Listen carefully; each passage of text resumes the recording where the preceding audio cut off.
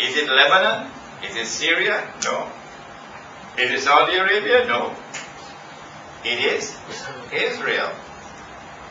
Israel is the one that is consuming all the water from the Sea of Galilee. And so Gog and Magog have to be located in Israel now. Who in Israel is responsible for the drinking of the water? This massive consumption of water. Before we can identify who is responsible, we have to ask, who is using that water? Where is the water being used?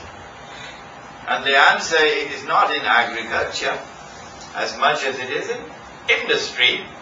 The industrial economy is the major consumer of water.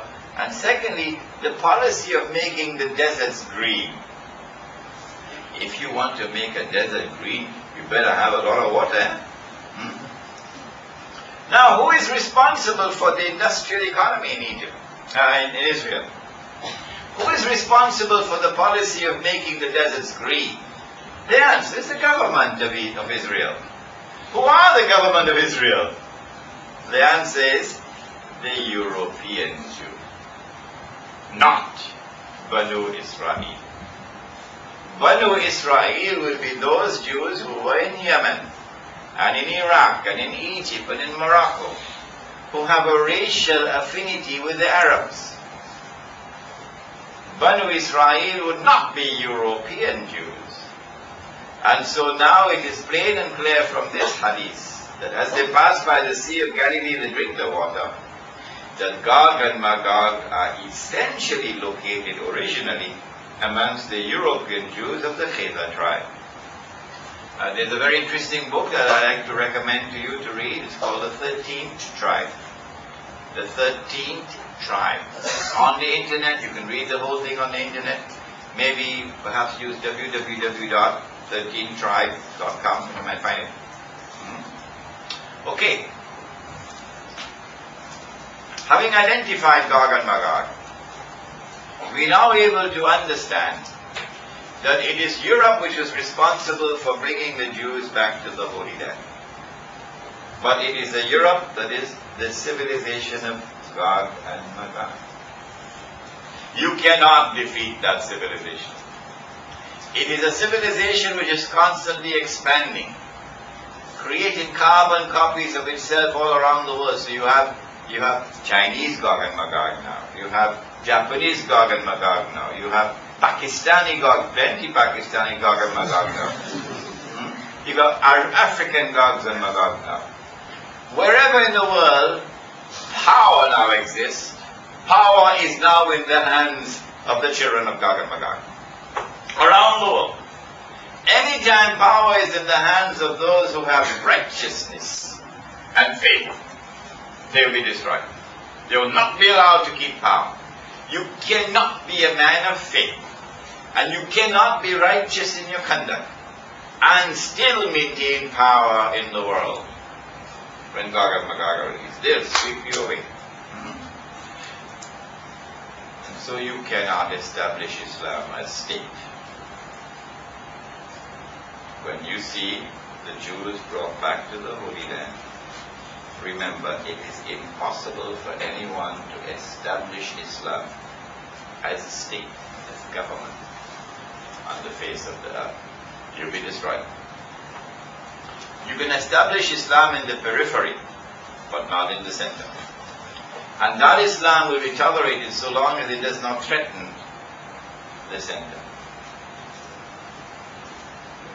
When Gog and Magog are released, and the Jews are brought back to the Holy Land, then the awesome drama is now before your eyes. That drama is that the world will give the appearance as though this is the end of history. That there is nothing that could possibly replace those who now control the world. Arnold Toynbee, when he wrote Civilization on Trial in the 1940s, I think, Arnold Toynbee came to that conclusion, that Western civilization has come to stay. All previous civilizations are now footnotes of history, including Islamic civilization. They are now moribund. And there is nothing to say, nothing that can come to replace Western civilization to rule over the world. That was his conclusion. Some 50, 60 years later, Francis Fukuyama wrote The End of History. And Fukuyama came to the same conclusion. The reason is because this is Gog and Magog, and there's nothing which can destroy them. But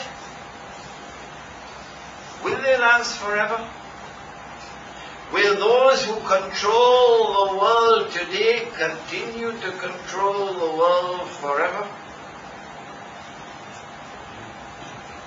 The answer is located in the events which we will now describe in greater detail than we could do last night.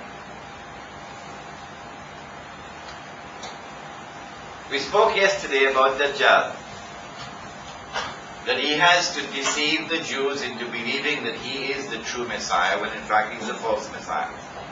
So he has to impersonate the Messiah. Let me do this very rapidly for you now. Since the true Messiah has to rule the world from Jerusalem, the false Messiah has to do the same thing. In order for him to rule the world from Jerusalem, the false Messiah will, number one, have to liberate the Holy Land.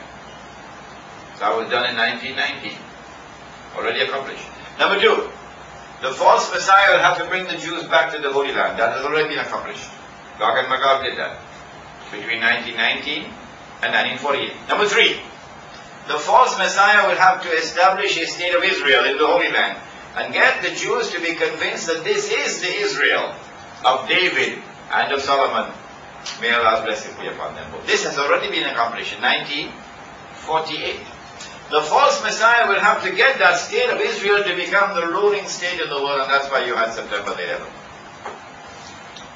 September the 11th was meant to be the catalyst which will deliver to Israel the status as the ruling state in the world. The one thing that went wrong on September the 11th for them was that George Bush was not killed. Yes, because life and death is not in the hands of the Israeli Mossad. Life and death is in the hands of the God of Abraham.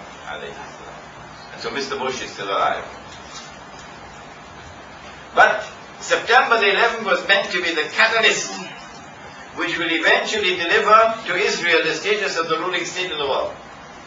In order for Israel to become the ruling state in the world, Israel has to wage a big war, which will deliver to Israel the boundaries, the territory which is mentioned in the Torah, that the Holy Land extends from the river of Egypt to the river Euphrates.